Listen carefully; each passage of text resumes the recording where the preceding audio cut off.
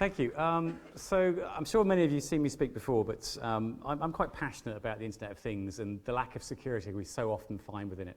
And I brought along a bunch of things today, some of which you'll have seen before, some of which you definitely won't have seen because they haven't made the light of day yet. Stuff that illustrates some of the problems that are out there.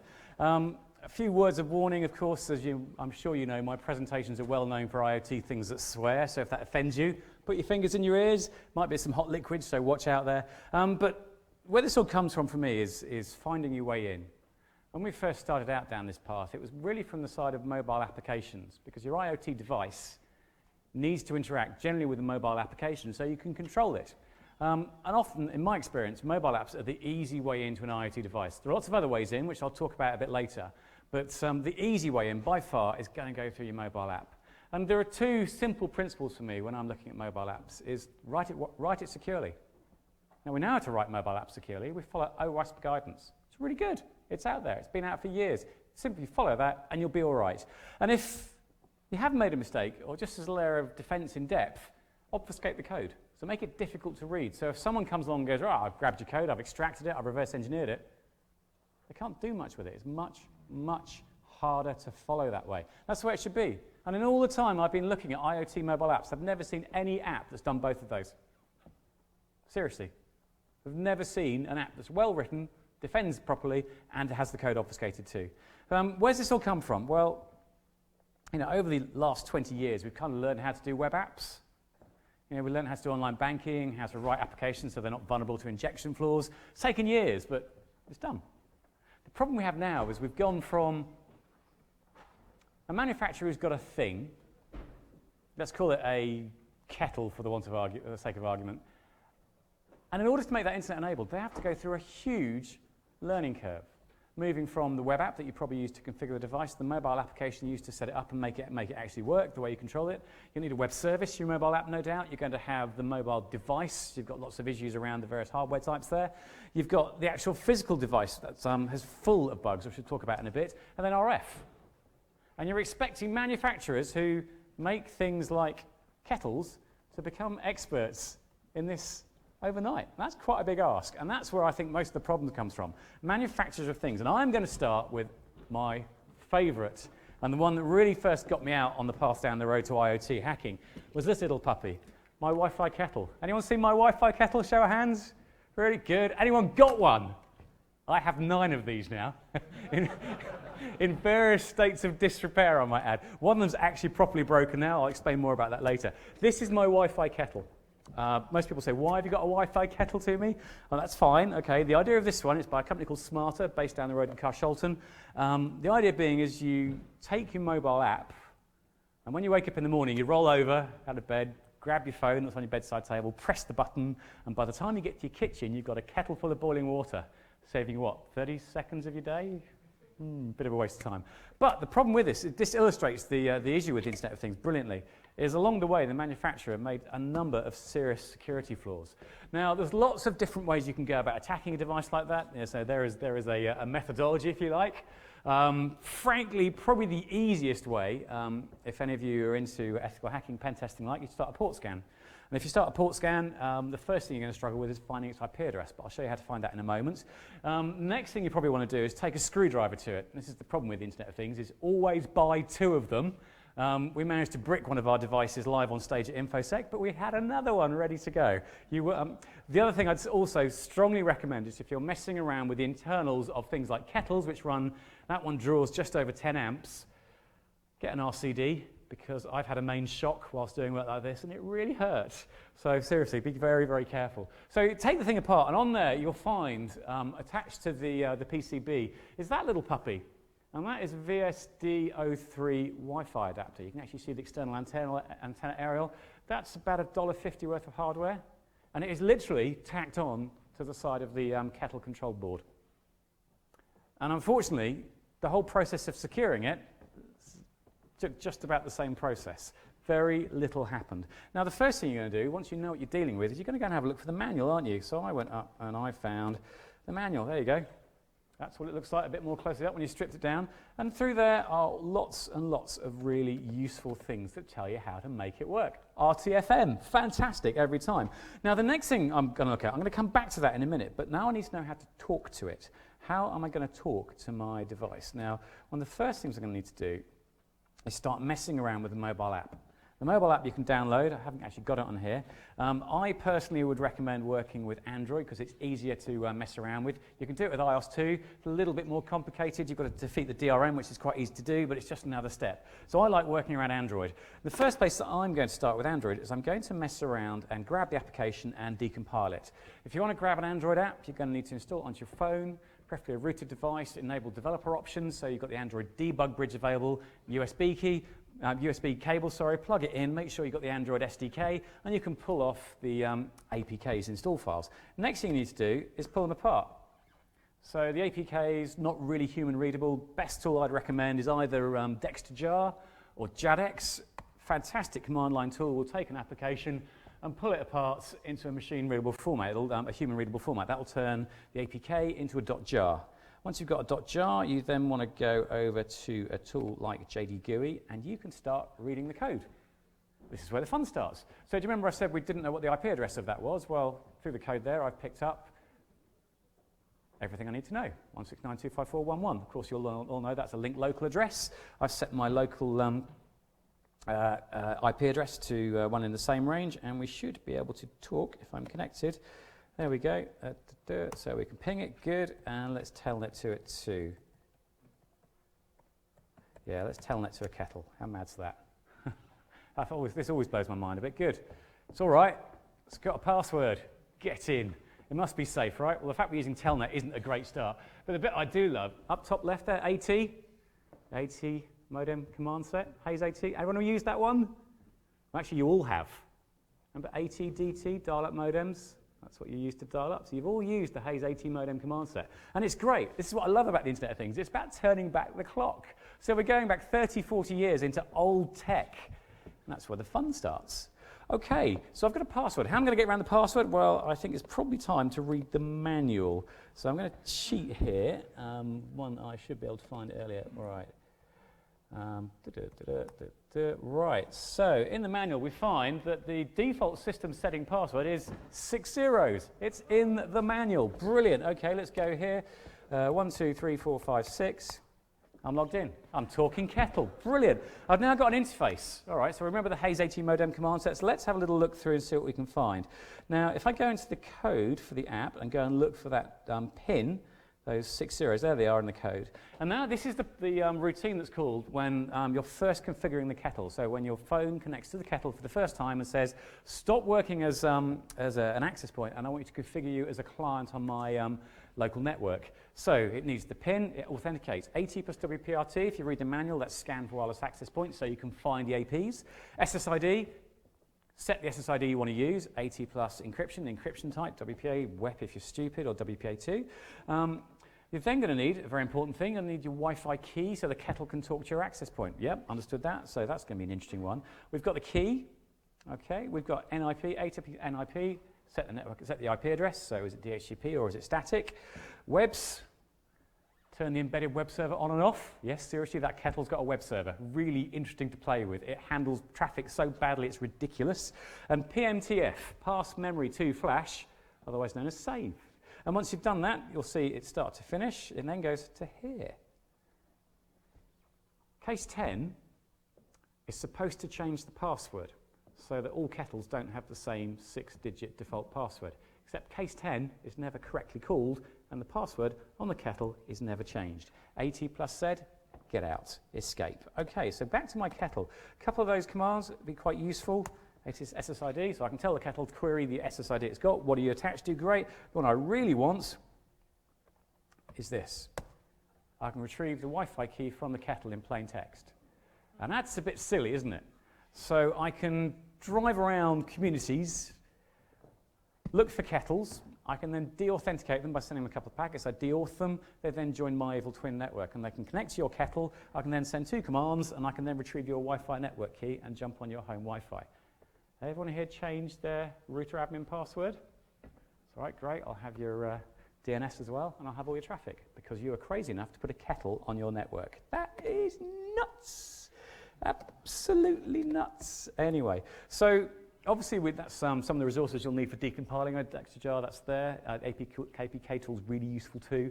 That's a bit of detail there. There's some other consequences to this as well. This works on unconfigured kettles really well, but you can also do it on a configured kettle. There's a guy called Mark Cox, really cool guy. He actually wrote a Python interface so you could control your kettle from Windows. That was really cool. And what we worked out is you could then use that to drive past people's houses, not just steal their keys. You could also set their kettle boiling continuously. So if you left it full of water, you came home at the end of the day, your wallpaper's falling down, your windows are very steamy. What are your neighbours going to be thinking then? I don't know. The other bit we're working on at the moment is trying to get it to overheat. Now, like a standard kettle, it's got a bimetallic strip in the base, so it does have a degree of overheat protection already. However, that triggers at 186 degrees. I know, I've tried. And continually heating it up and down. We've managed to get charring on the PCB already. What I really want to do is set fire to a kettle over Wi-Fi, because that would be a lot of fun. We did the right thing with this. We disclosed it privately. That's what you're supposed to do. Is you give all your findings to the manufacturer. The manufacturer investigates, validates, fixes, and then once all the fixes have been issued, we go public. Manufacturer in this case completely ignored us, and we know they read our emails. They responded to a couple of tweets, and that was it. They just blanked us. So we did what all board security researchers do and called the BBC. There was a question over here.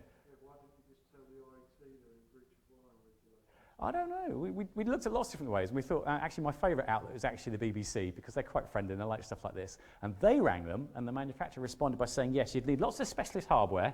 That was my £15 wireless dongle, and a couple of tools, and you'd have to be very lucky to find a user with a kettle.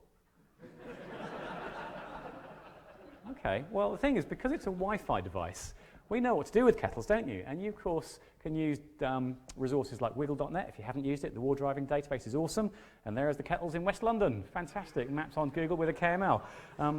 So yes, you can go out there, you can query Wiggle for the the coordinates of various these devices. You can go and find them, and you can steal people's Wi-Fi keys. Awesome! Fantastic. But it's all right. The manufacturer didn't do anything because they were working on the new version, Kettle 2.0. Really, it's actually called Kettle 2.0. I was happy with Kettle 0, frankly, but that's Kettle 1.0. And this, well, we got interested in this because we thought, okay, if you're not going to talk to us, you're not even going to bother fixing this. They were still shipping this through Amazon until about 4 weeks ago. If you won't talk to us, right, we're going to have you. We're going to keep going. So we bought another 4 of these and 3 of these. One of them doesn't work already. That one doesn't make very good coffee anymore. And we thought we'd go a bit further and have a look and see what we could do. So what was interesting about this is we took the mobile application, had a bit of a play around with it, started looking at it, and that's the application here. Now, what's interesting about this is a completely different app. They've clearly thought about security a bit more here, which is cool. We started man-in-the-middling it, looking at the traffic, and started noticing what we suspected to be a binary protocol. And I think there were some keys to it in here. You can see this is the structure that's creating messages. Now, 126, we decided that was a message terminator, and 13 was the actual message itself. Now, does anyone remember their ASCII tables? No? On the top of your head? No? All right, 13 is a carriage return. All right, always useful. So I have connected to my coffee machine over here somewhere, he says. Oh, hello, Kayla. We'll come back to you. And hopefully, there you go. That is me telnetted to my coffee machine. Now, is this stalled? It looks like it might have stalled for me. I'm just going to reconnect to it. This is a bit flaky, this coffee machine. I keep killing it every time I test it. It works on a slightly different protocol. It works on port 2081. There you go. Fantastic. And that is a status message coming back from the kettle saying that its water reservoir's got 2 cups left in it and a bunch of other stuff. Do you remember those carriage returns? Let's give that a go. 2 carriage returns and see if this is going to work. This doesn't always work live on stage for some stupid reason. Is that going to behave? No, I think we've killed the kettle. No, the coffee machine? No, that's died. Okay, I'll tell you why it's died as well, because in addition to some of the other commands, we discovered you can send the number 7 in the terminal. That will get it to start making coffee. And you can also kill it to order. So if you send it the letter M, you can work out what the hex equivalent of that is, it forces it into a firmware update loop. And that's it. We did that with one of them. That's why one of them doesn't work. We ran the manufacturer and said, yeah, it's doing this. And they said, oh, you'll have to return it for a new one. So you can actually geolocate these coffee machines, drive around cities, and kill coffee machines and kettles to order. They're all on Wiggle. You can find them. The SSID format, if you're looking at your phones, is smarter coffee, then colon and a hex value. So if you query Wiggle for that, you can go and find these coffee machines and go and kill them to your heart's content. And I don't know about you, but I really like my coffee in the morning. That would really cheese me off if that wasn't working. Other things we're looking at, one of the reasons one of them doesn't work is you can see top left there on the right. That is the inside of this particular version. And in there is a Wi-Fi module, the ESP8266. That's a good Wi-Fi module. It's got good functionality, although it has a range of price points. So you can spend about $3 on it, or about $7 or $8. And the price points basically are determined by the amount of processing power and other functionality. So the expensive ones have got fully featured embedded operating systems that can do encryption and lots of other cool functionality, lots of processing. And the cheap ones don't. Can you guess which version this manufacturer went for? So yes, not really that effective. The command set for the ESP8266, awesome module by the way, really, really handy. That's the command set, tells you how to go and pull things like Wi-Fi keys out of it. One of the other problems we found, and we find this in a lot of mobile apps, this is found very recently, within the mobile app, when you first create your account, you put your email address in, and the manufacturer uses that to send you marketing messages. Do you need more coffee? Do you need more coffee machines? That sort of thing. And I was absolutely gobsmacked to find within there, within the source code of the mobile application, was the email address and password to their SendGrid system, which is an email marketing package. So you can take that username and password, which for some reason they put in the client-side code in the mobile app, they don't need it there, and go and see what everyone's email addresses are. That's a bit nuts. They've actually fixed that now. They seem to have been listening to a point. And this was good fun. I didn't bring these with me for some reason. This is some head-up ski goggles. These are great. Fantastic ski goggles. You've got a little screen down here. And I don't know if you like skiing, but when you're skiing, you need to know how fast you're going because you want to go faster, right? You want to know what you're jumping over, how far you've jumped. I love skiing. And this is brilliant because it tells you all that. It's not strictly head-up, though. It's actually eyes down. So the faster you're going, the more you're looking down and not where you're going, trying to figure out how fast am I going. It does things like piece maps as well. And it's a great example of where I think the future of the Internet of Things is going. The concept of the equivalent of in-app purchases. So right now, a lot of manufacturers of mobile apps want us to buy stuff and upgrade stuff during the game. This, you want a new piece map? Oh yeah, you can have that. It'll cost you a couple of bucks. You want to do something else? You want to do jump timing? Yeah, that'll cost you a couple of bucks. Brilliant idea. Really like the idea of that. Unfortunately, we found some bugs in it, and so far we've managed to get someone skiing by. We've managed to attach to their goggles over RF and pop up some porn, and that distracted them. I don't take myself too seriously. Anyway, now you must all remember my friend Kayla, right? Remember Kayla? You all seen her? You remember? She made it onto BBC. She actually presented an episode of Charlie Brooker's Weekly Wipe. That was quite good fun. I had to type the entire script into a SQLite database. And I thought I'd give you a bit of an update on where things have gone since that issue a year ago. So how do you attack a doll? Well, that's all the stuff we do. But the red stuff is all new. The black stuff is what we talked about before. Now, you probably remember that the way the doll works is that she has a Bluetooth connection, which talks to a mobile phone. She has a microphone and a speaker, so she can listen to what the child is saying to it, turn that into text on the phone, look up the potential answers to the question on a database, whether it's local or online, and then respond with answers, so you can have conversations with her. She's quite creepy. The issue being, the first issue, is she's a microphone and a speaker. She works over Bluetooth, but there's no pin on the Bluetooth connection. Unlike your car kit, where you have to put a pin in, that sets up the equivalent of encryption through frequency hopping, there is no pin on Kayla. She'll pair to any Bluetooth mobile device that's in pairing mode. That's crazy. So that means I can pair her with my phone and use her as a hands-free car kit, which looks a bit weird. You can actually have phone conversations with the doll. I did do a talk with some police forensic investigators a little while back, and I asked them, you know it's illegal obviously to use your phone whilst you're driving in the UK. I asked them if it was legal to use Kayla whilst I'm driving in the UK. And they decided it was definitely illegal, but they weren't quite sure what to charge me with. But hey, I don't know. Give it time, we'll figure it out. But anyway, so the reason I was interested in her is because on the package we found in Toys R Us, it said child safe, kid proof, internet safe, and said lots of things about anti-swearing filters. I'm thinking, really? She's got such a cute face. I couldn't make her swear, could I? Oh. Anyway, this is where things got a bit of fun. So I wanted to know if there are ways we could get my lovely special friend Kayla to start cussing. So the first thing you do is you pull the mobile application apart. That didn't actually produce too much, but what we did find really interesting over here, I hopefully have got a copy of dbeaver. That is the SQLite database that has about 3,000 questions in there that she can answer quickly.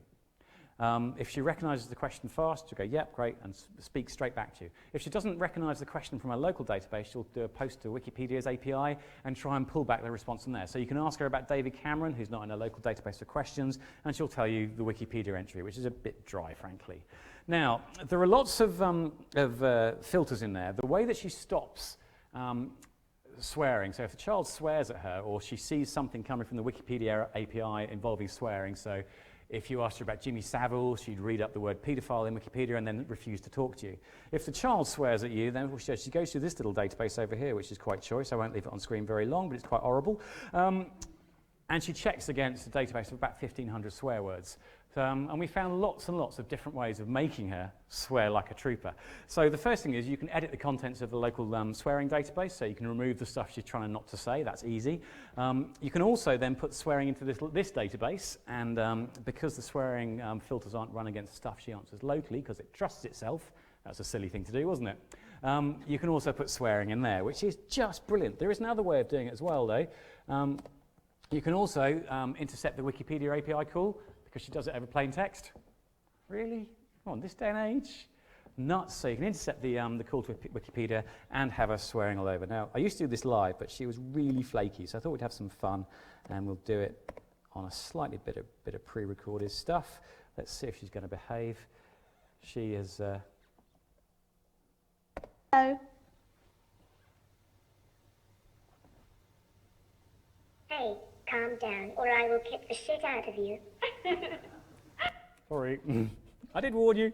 Anyway, so we gave that to the manufacturer, and the manufacturer said, yeah, okay, we'll do all of that, blah, blah, blah, blah, blah. And instead of actually doing what we suggested, they did something completely different. They encrypted the contents of the SQLite database, which would be a really good idea if you subsequently rekeyed the encryption key on each install, which they don't do. So the encryption key for every installation is exactly the same. It's in the client-side code, and there it is.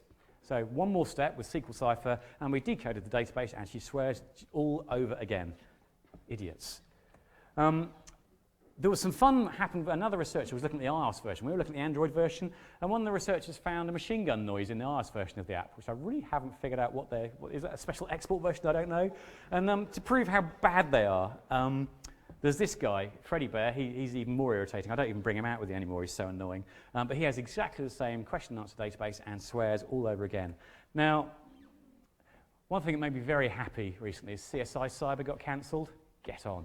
The worst hacking TV show in the world. I've watched half an episode and had to turn it off. They actually called us after I saw the Kayla work and said, could you help us write an episode with a plausible story involving a talking doll like Kayla? I said, yeah, right. Yeah, well, you know, we're forensic experts as well. So we wrote a recovery script that showed how you could recover, how someone interfered with her, how she'd witnessed a murder, how she'd listened to it. Fantastic. Sent it to them. They were like, yeah, thanks. We spent 2 days doing this stuff to make sure it was absolutely technically accurate. And then they dubbed Barbie. Brilliant. Talking of Barbie, you probably saw the hack of Barbie. It wasn't really much of a hack in the end. The guys behind Barbie, a company called Toy Talk, a bunch of ex-Disney Pixar guys, really, really good guys. They'd really thought about it. They'd clearly seen some of the bugs with other smart toys.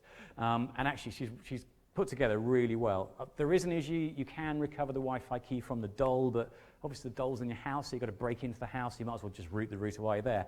The bit that I did think was a bit crazy is they added some functionality so that parents could log into a website and see what their kids were saying to the kid's toy, to the doll. And of course, to do that, they needed to create a username and password. And we know what users do with username and passwords, don't they? It's their dog's name. So it was easy to get access to the kid's doll again. Now, I'm going to go off on another tangent, other crazy listening things. Did you see the story about Samsung TVs listening to you a little while back? How could we miss that one? I mean, it got my attention because I think the original guy who flagged this read the terms of use of his TV. And it said in the terms of use, don't say anything sensitive around your TV. It's like, what? Who reads the terms of use?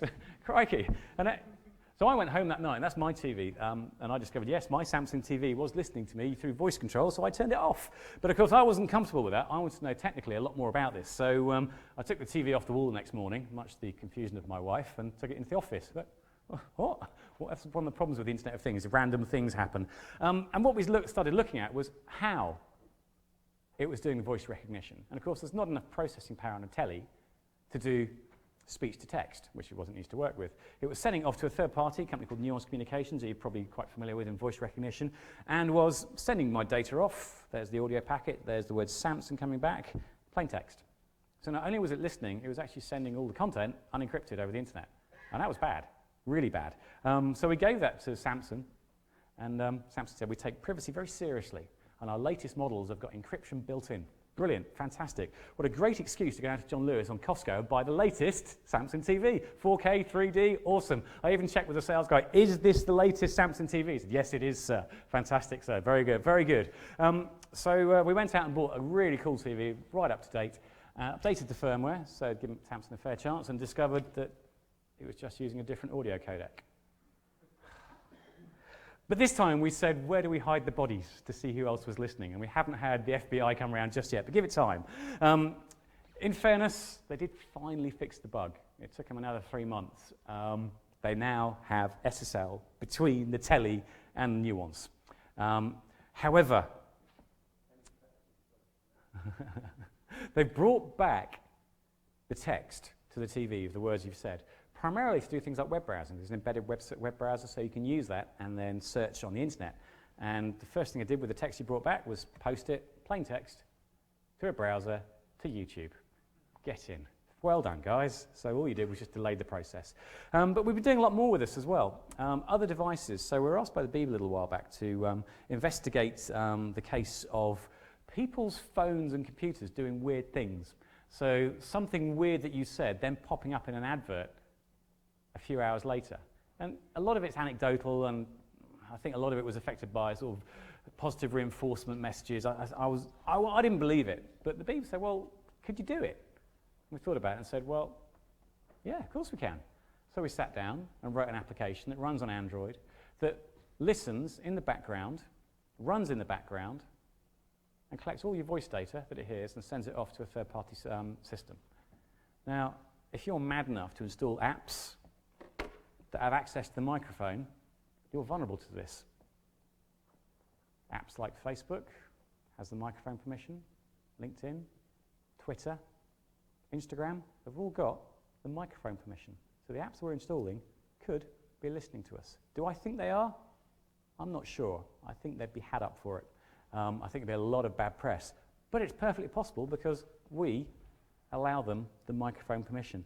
We went a bit further with this, actually. We went back to TVs. We've got a Sony Bravia Android-based TV. Now runs the same listening app in the background.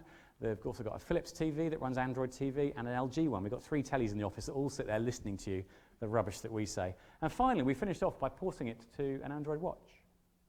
So even your watches could potentially be listening to you if you're installing apps that you're not absolutely sure about, which is a bit scary. Other crazy stuff that's listening to you. CCTV. Digital CCTV, you need to record somewhere. You put it on digital video recorder. And I was at the IFSec show this morning where there are hundreds of vendors selling these things. And everyone's out there trying to get least cost, trying to sell it as cheaply as they can to beat the next guy. And we had a look at one of these ones. We got it on Amazon in the end. It's reasonably well known. There's quite a lot on there. And it's a DVR. So that's where your digital CCTV storage goes. And it was a train wreck, a complete train wreck. You can find them using Showdown. And yeah, you have to log into it. That's assuming you don't just call the page behind the login and completely bypass the login. That was clever. On the internet as well. It uses UPnP and punches a hole through your firewall, and you can't stop it. So you can access them over the internet and bypass the login and get onto the device themselves and get all the footage. That's quite handy. And even worse, once you've got onto it, it's also got an embedded web OS. I think it's a Linux flavor, and it's exploitable. So the device you put on to record the footage from your security cameras creates a security hole in your network that you can exploit and use as a pivot point to get inside. And the bit that freaked me out more than most was just over here. This is an early version of the firmware that was in some released devices. You can set as an email address, And that's every 6 seconds was taking a snapshot of the video stream and emailing it to a third party. So right now, we've got one on the internet that we've modified, and it's now sending them button moon intro, frame by frame. Hey, one day they'll shut up. And then Samsung, as you can probably see, they don't like us very much. There's a theme here, isn't there? Anyone here got a smart fridge? No, good, all right, keep it that way. I mean, it's got a screen on it. You can do things like family shared calendars. I don't know about you, but I've got a shared family calendar on my mobile, so why don't I need one on my fridge? I don't know. Maybe you can put notes on that and that sort of crazy stuff. But of course, being a calendar, it syncs to Gmail. You need to create a Gmail account in order for it to use, which needs an email address and a password, and that is the email address of our fridge. There you go. That's the DEF CON fridge. That's still there, although the fridge isn't anymore. That got returned.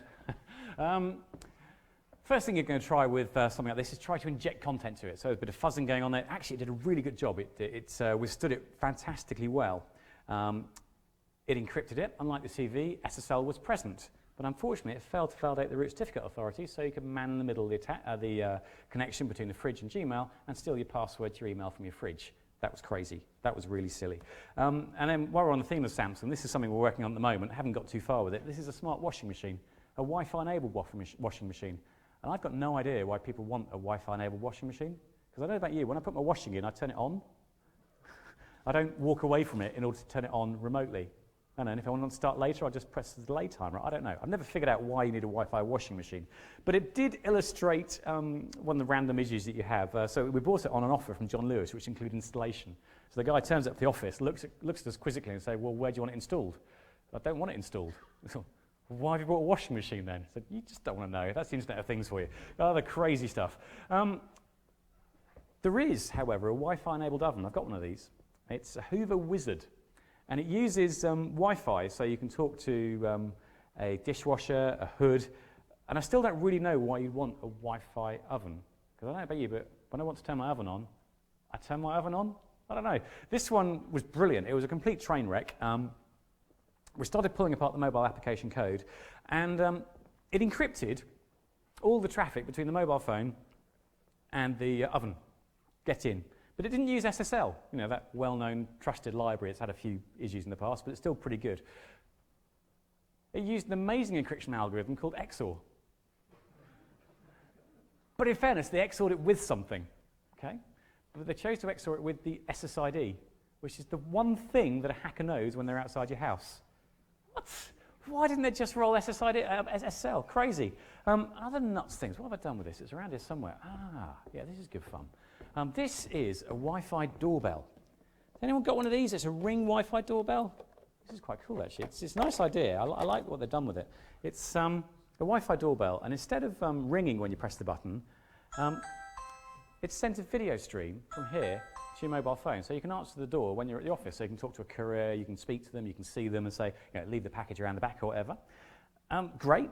Only problem was on the back there's a button. I don't know about you. I have this thing about pressing big red buttons. I have to. I don't know. Press this one, and it puts it into a setup mode. I put it into a setup mode. It creates an access point on here. You connect to the access point. It's got an embedded web server. You can browse through the web server, and in there you will find the user's Wi-Fi key in plain text. That's crazy. So it's secured, they say, with 2 security screws. Talks T4. They even give you the bit you need to steal it in the box. Fantastic. Walk past it, press the button, steal the Wi-Fi key. And now on your Wi-Fi network, it's over.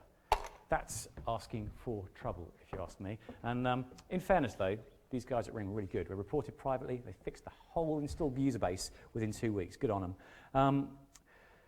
Yeah. Anyone here got a Fitbit? Anybody? Have I got the audience a bit wrong here? Okay. So this is my Fitbit, Fitbit Smart Scales.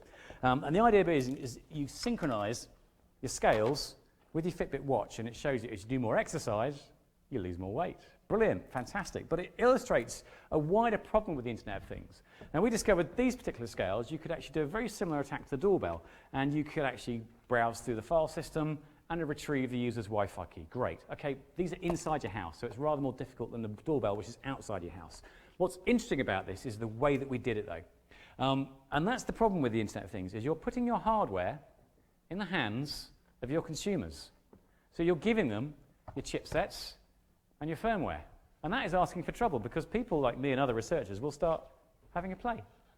And that's the back side of the scales. We ripped that apart. Those two interfaces, so UART is serial, SPI, and actually the SPI bus, that was the one that gave us the access so we could discover the path to the web server which disclosed the key. And that was great, fantastic. If you want to go a bit further, you can play with JTAG. We'll do a bit more of that in a moment. But again, Fitbit were really good.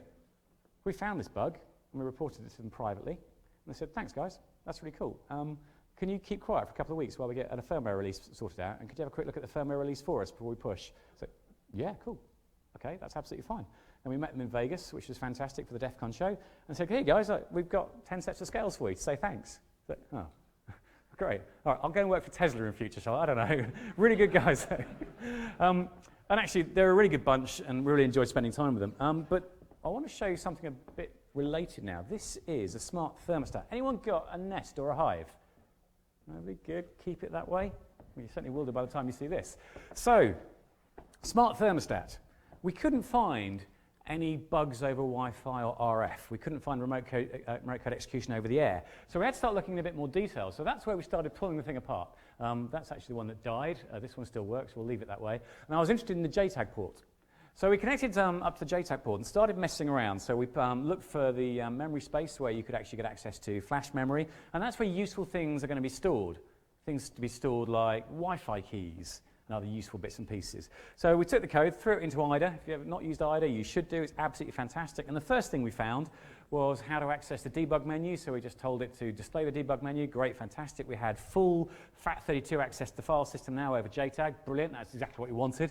But where we started getting, once we started messing around with this, we discovered the firmware wasn't signed. So we modified the firmware and installed some ransomware. And that was quite a bit of fun. I think you can have a right laugh with people's smart home equipment. Turn the thermostat down to 1 degree in the winter. What, you want heating? Oh, that's going to cost you. And I think there's a real issue. I think this is going a few years into the future. I genuinely believe we'll start to see malware and ransomware start to be developed for IoT home goods. I think it'll happen. I think criminals will see an opportunity to make some cash. I think we'll start to see this. But you know what? None of this should have been possible. Why on earth were the I/O ports like JTAG and others enabled? They shouldn't be enabled in live products. You know, they're not going to try and do anything to this in the field. They'll just throw it away and give you a new one. Why have they got that possible? Why is that even possible? Why is the firmware unsigned? Why are we able to modify it? None of that should be possible. You know, and hiding the debug menu from us, really, guys, come on. We know that obscurity is not a great way to do security. I love this little guy. Has anyone seen BB-8? Anyone not seen Star Wars? Anyone not know who this little guy is? Really? Okay, this is BB-8. We love BB-8. He is fantastic. He's a really cool toy. My son didn't get one for Christmas at all. No. Not for my research purposes. He's brilliant. You can drive him around. He's really, really cool. Unfortunately, even BB-8, with the likes of Disney's backing, still made a bit of an error. And over here in my VM, we took the code apart, and what did we find? In BB-8's little code, we've got over here the firmware update strings. Something missing there, isn't there? The firmware update process is done over plain text. Now, I accept you'd have to be pretty lucky to intercept someone trying to download firmware and then intercept that. But even these guys make mistakes, so it's not the best, is it? Where was I? I was going to talk about stuff like that, but I'm not going to talk about that today. What I would say is, anyone here use Strava for cycling, maybe? Anyone use Strava? Good, okay. Anyone use Nike Plus for tracking their runs? Any runners here? Okay. You need to watch out, guys, because people think about the Internet of Things and wearables being things that are on our body. Actually, the stuff that matters is your mobile phone. And we showed this on an app called Runtastic, which is a very popular European app for tracking your cycling and your running. And even when you set the application to private, you can still track people in real time. And that's one of my colleagues out running around the block. Set his application up to private, set the privacy up to maximum, and we could still track him in real time running out there. So the Internet of Things does some pretty scary things in terms of disclosing what we're up to. Moving on now. You might remember our work on the Tesco Hudl a couple of years ago. And I don't know if you remember, on the Tesco Hudl 1, it had a flash mode flaw issue. It used the ROC chip 3188. And the problem with that is, unlike most devices where you have a flash mode to recover a device from a bricked state, so you can write new firmware to it, so to bring it back from the dead, the ROC chip In flash mode, you can read as well. So if you wanted to pull the contents of a Tesco Hudl out, even if it was encrypted and pin locked, hold down the volume up, press a dibber in the reset port, connect a USB key, and you could read the entire file structure. Everything, the whole lot. Fantastic. If it was pin locked, you could crack the key in a matter of minutes and have everything out. Unbelievable. So we thought, 2 years down the line, remember this vendor called VTech? Remember them? They had a little security issue a few months ago. I went down to Argos and had a look at one of the kids-friendly inner tablet. So this was bought very recently, and we pulled it apart. Kid-friendly tablet, I might add. I don't know if you can see there is the rock chip, RK3188, with exactly the same flash mode floor. Tesco fixed this problem 2 years ago. VTech are still shipping. Now that was very easy to get the data out, that was fine, but the bit that I found really freaky is you don't even need to bother with read mode, because all the user data is held on that removable SD card that's held in place with a blob of glue. So it took us less than 10 seconds to open up the device and take all the kids' data. And just for good measure, all those kid-friendly applications that kids are supposed to be able to use safely, all run as root. Brilliant. So they can all access each other's data. Fantastic. And anyway, to wrap up, you probably saw what we were up to in the press over the last couple of weeks. Hacking the Mitsubishi Outlander. Anyone got a Mitsubishi Outlander hybrid? I got one. The alarm doesn't work properly anymore. So, my car, this is great fun. We noticed it's used Wi-Fi for its mobile app, which is really, really unusual. If any of you have got a car which has a mobile app, you'll probably know that it works over GSM, so you can mobile data, so you can talk to the car anywhere in the world. This, unfortunately, only works within Wi-Fi range, which is a bit stupid, because if you want to tell your car to do something, you've got to be next to it. You want to find your car, you've got to be next to it. Don't get that bit, but anyway, it's quite a cheap way of doing a mobile application. I haven't brought the car along with me today. Anyway, that's another story. The problem they have, using Wi-Fi, of course, Wi-Fi, great, I love Wi-Fi, know all about Wi-Fi. The Wi-Fi key is preset in the factory, and it is 4 lowercase letters and 6 numbers. It's not long enough, by any stretch. You can change SSID, can't change the Wi-Fi key. The bit you need to change, you can't. So we fired that up onto a 4 graphics card rig. It took us 4 days. We're building a 16 GPU one. That took us 12 hours. Or if you want, you can send it off to a Bitcoin mining farm. That's quite a good way of doing things. Or AWS, you can upload it there, and we timed it so we'd do it nearly instantly to crack the key. And it's going to cost us about £1,000. Sounds like a lot of cash. It's a £40,000 car. That is how you talk to it. I've actually got the mobile application unpicked over here. There it is, and that shows you how you can basically start formatting messages. That's how the various messages you can send. You can see it get battery charge state, that sort of thing. This is the format you use to talk to the car, so that's the how it defines the structure of the message. What that boiled down to was this little lot. That is how to structure your message. So you send it as 6F, telling the car to expect a message coming inbound. You tell it the length of the packet. There's a command, as in what do you want to turn on and off. You then set some parameters, as in I want to turn the lights on and off, for example. There's a CRC, and that's it. It really is. Just prove the point in a bit more detail over here. I've got it up in Wireshark. You can actually see the traffic moving around. That's a PCAP from it. That is the TCP stream. Looks like a bunch of junk, but much more fun when you put it in hex. And there you go. That's the protocol being served. You can see the messages going to and from the car. Really weird, though. It takes about 15 seconds to send a message, mostly because it seems to send the entire alphabet with every single message. I've got no idea why it does that. If you want to send the lights, that's what you send to the car and the lights come on. I'm not going to tell you how to turn the alarm off, but if you send the alarm off code, you can then smash the window, open the door from the inside, and you've got access to the car and everything in it, and the alarm doesn't go off. And I think that's really scary. Really, really scary. Slightly nasty bit is, of course, it's a Wi-Fi device, which means you can use Wiggle to find them, and there's a few of them mapped in the UK. We're going through a project right now to map all the Outlanders in the UK. We've got them all. I just need to map onto Google Maps using KMLs. We're also mapping, there's about 100,000 of them in the UK, across the globe right now, so we're mapping Japan and Asia right now. So pretty much in real time, you can work out where a car is. So you can find a car, disable its alarm, get access to it. Once you're into it, you've got access to the ODB port. If you know what you're doing, you can start finding the CAN bus. Once you've got that, you can start doing lots more with it. The bit that really freaked me out was I was at InfoSec for 3 days with my car parked on the stage, and after the first day and a half, Wiggle had been updated with my car's location. Not real time, but it's getting close. That's scary. There's a lot more work we're doing at the moment I can't disclose public yet, but the bit that really freaked me out was this is one of the commands, change gun status. Huh? Is that a special export model or something? I don't know. I've been sending the command to it to see what happens while standing well clear, but we'll see what happens. Anyway, to wrap up, everyone, my experience of the Internet of Things is it's something of a train wreck. There's security bugs all along the way.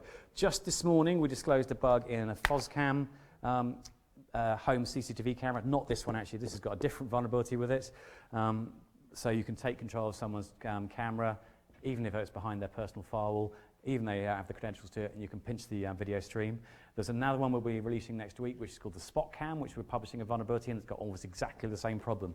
Manufacturers are rushing technology to market far too fast. They're bolting IoT connectivity into things so you can bump, so they can sell more of them. This kettle, you want to buy it without internet enablement, it's going to cost you about 20 quid. You want to buy it this way, IoT enabled, 100 quid. How is that? This kettle, sorry, the coffee machine even, it's based upon a design that's been in the public domain for a couple of years. You can buy it without Wi-Fi for 70 quid on Amazon. You want it with Wi-Fi, 200 quid. We're being exploited here by people trying to make a quick buck out of selling us gizmos. But they're not doing security right along the way. Now, some things you could do, really simply, I'd recommend any IoT device you're looking at, have a look at the mobile app. If you can decompile it and read it, then it's not obfuscated, in which case the manufacturer's not thinking about security. Have a look through the code. Have a look for encryption. Are they rolling their own encryption, or are they doing SSL? If they are doing SSL, have they pinned the certificates? Have they validated the certificate authority? Often we find nearly 20% of all the mobile apps we look at have got static passwords in the client-side code. That's nuts. You don't give people your passwords. That's absolutely crazy. Just unbelievable. There is some hope for us. There are various bodies around at the moment who are trying to get some standards produced. I'm a member of the IoT Security Foundation. We're working on some simple standards to get consumer good manufacturers to understand how you do the basics of security. There's some guidance on my website that people can follow. Real simple stuff. I haven't done anything clever here today. I've done really simple things. It's not complicated to do security well. Just have to follow some advice. My personal view, my advice to all of you is be really, really cynical about the security of IoT devices. It's a train wreck out there. I haven't yet found an IoT device I'd be completely comfortable to put in my own house. I blog about this every day because it's just the gift that keeps on giving. That's our blog, that's our Twitter. If you want to follow, there's lots of crazy stuff going on there every single day. Thank you very much.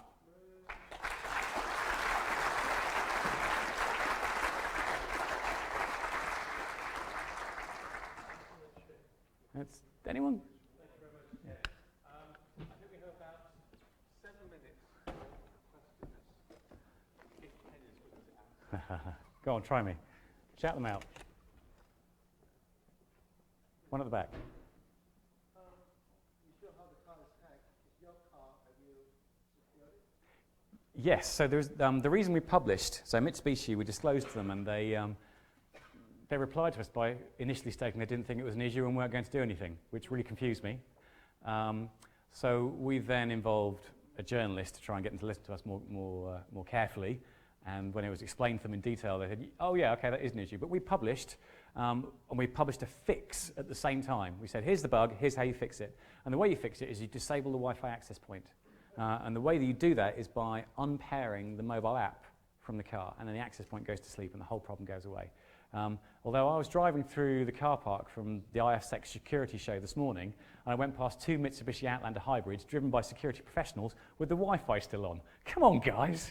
Really, it's surely someone's going to have a go at this. Yeah, so we published a fix at the same time, and my car is currently fixed, although I keep unfixing it so I can do the demo again. Asking for trouble, hey? Any more questions up there? One here. Yeah.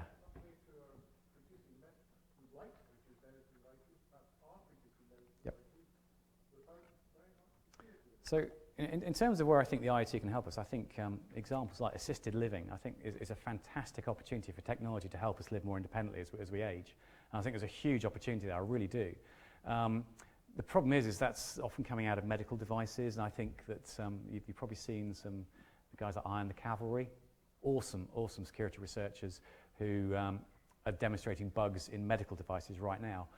There is some good news, is the US FDA, I believe, are actually on this right now, going, yeah, we need to stop this becoming a security issue right now. So they're already publishing guidance. So in medical devices, there is a bit of hope for us yet.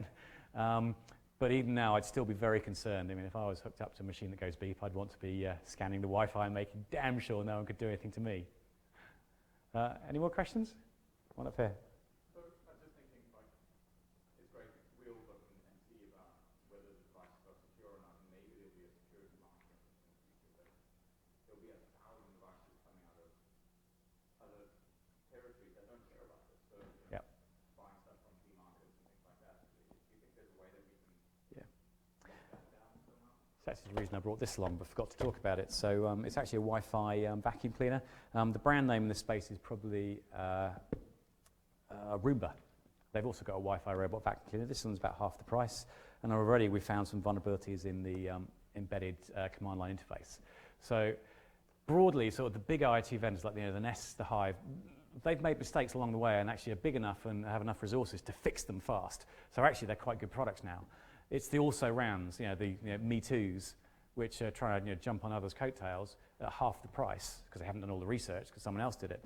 Those are the ones to be really worried about. I generally say the higher end products generally are more secure, but that's only a rule of thumb. I wouldn't go too much. What we're trying to do through the IT Security Foundation is get in place a type of kite mark. What I'd love to see is the British Standards Institute going, do you know what, that IoT device, that's all right. It's not perfect, but it's a lot better than most of them out there. So we're hoping some sort of standard will emerge that goes, yeah, Mr. Consumer, if it hasn't got one of those, you don't buy it. Hopefully. We're here at Royal Holloway. This is Windsor's building. The shop you mentioned, John Lewis, has the Queen's stamp on it as you go in. That's the level of assurance I trust. The Royal Household has a security professional. John Lewis has a security practice. I think they'd be in danger of losing their Royal Charter if someone said, Mrs. Windsor, your Samsung TV 500 volt board, forcing after, is firing. Because they all come with the Queen's seal. Yes, right, yeah, I've seen that. I saw that recently, actually. I bought another Samsung TV. Yeah. I think what we need to do broadly as an industry is help show the manufacturers which way to go. Because I think at the moment they're operating in a vacuum of advice. They're working really hard, really fast to get new products to market. And I think at the moment they're operating without necessarily the understanding of what they need to do. There's also a huge time lag as well. For example, with a car, the Outlander was, the hybrid was first put about 5-6 years ago. So there are cars on the market in the UK been there 3 years. And it's only 3 years down the line someone notices us, there's a security flaw with them. It just takes time, I think. And I think we will see security improve over the coming years, but I think we also need a bit of a stick to hit people with as well. There needs to be an incentive. The public needs to be demanding that actually their cars can't be hacked. Actually, I disagree. Okay. If Mrs. Windsor knows that we bought TVs because it's got her royal warrant on the box, she would be more than a little concerned. Yeah, maybe we should get the Queen to tweet again. Third time lucky, hey? I'll take your point. It's a fair point. Question over here. Sorry, just over here. UK government has a mandate to put 20 million smart meters on. Oh no. You had to say that word, didn't you? And those smart meters are expected to have a shelf life of 10 to 15 years. There are claims that they are implementing end-to-end security and robust design and so on. But given what we've seen so far and the state of affairs of security with IoT, what are your views on that? And what should we be doing about it as consumers or as security professionals? Okay, so the utilities sector has spent a lot of money getting smart meter security right. There are a bunch of mistakes made. Smart meters first started emerging, in my experience, in the US. And a lot of the early meters that went out to market were horrifically insecure. And I'd be very nervous having one of those in. However, that said, there's been a huge amount of work over the last few years getting smart meters really nice and secure. Are they totally future-proof? I doubt it. But I think they're in as good a place as they could be, given the knowledge at the time when they were put together. Obviously, there's a shelf life, so in 10 years' time, are they all going to be perfectly secure? I wouldn't be quite so sure. I think there's a question at the top here. Yeah, hi. I was just wondering, obviously you looked at all these devices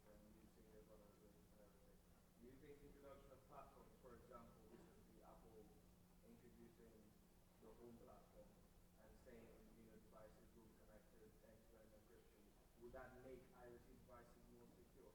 Or do you see that that's trajectory for another set of vulnerabilities entirely? That's a great question. Wow. So Apple are broadly getting security much better now. Back in the early days, it was a bit of a train wreck, but they are broadly improving. And I think their move to open up the kernel with iOS 10 is great. I think it's a really good move. I think it needs to be subject to peer review. I think it may just open a new set of vectors that maybe haven't been considered yet. I think it's great to see standards and a platform because people like Apple can go, well, if you want to connect to our platform, you do it like this, and that's a secure way of doing it. And with someone with the clout of Apple, there's some hope that things might be done right. But I'm sure there'll be some issues along the way too. Was there a question over here?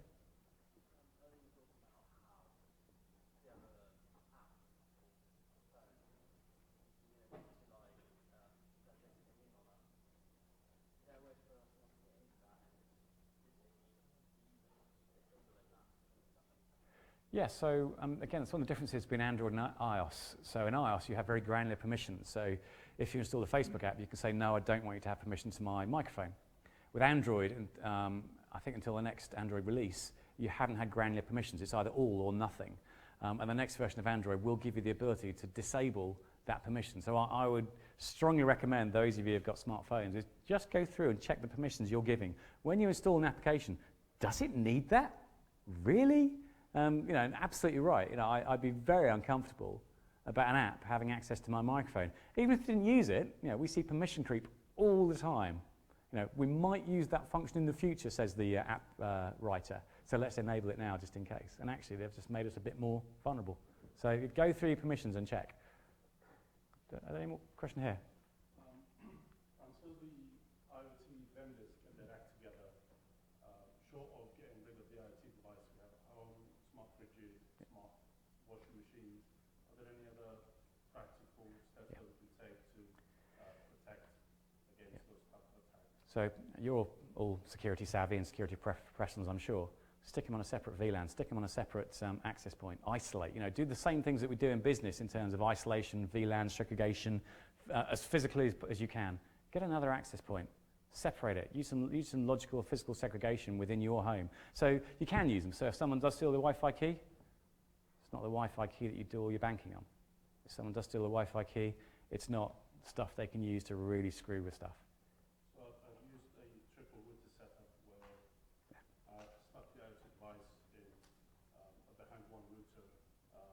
My normal workstation is behind another in a Y shape. The internet router connecting both. But I haven't tested it enough to know that setup is secure. I think that's a lot better than most users would do. And the problem we have is IoT is for Joe Public, isn't it? We'll sit there with the informed, with the knowledgeable people out there. We know about security, so we do it right. But for Joe Public, it goes, oh, let's just bolt that on my network. Look, it works. Oh, yeah, it's the default Wi-Fi key on the router that my ISP gave me. So you end up trying to deal with a very different scenario. So absolutely, separate APs, separate subnets, separate VLANs. That's the way to do it if you can. We know how to do that, but Joe Public doesn't. Any question at the back there? Sorry.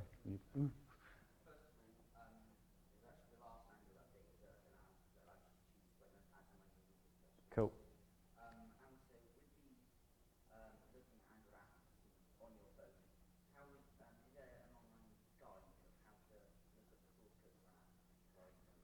Oh, cool. Oh, first place, OWASP. Absolutely fantastic project. Go and look at the OWASP guidance for reviewing mobile applications. It's a really good how-to guide. The steps you should follow, doing the basics. But the things you should be looking for, making sure it's obfuscated, making sure there aren't credentials in plain text or stored there, make sure there aren't any keys locally. Just go and read the application, figure out how it's formatting messages and interfacing with an API, and you'll be able to figure it out very quickly. But yeah, OWASP, fantastic.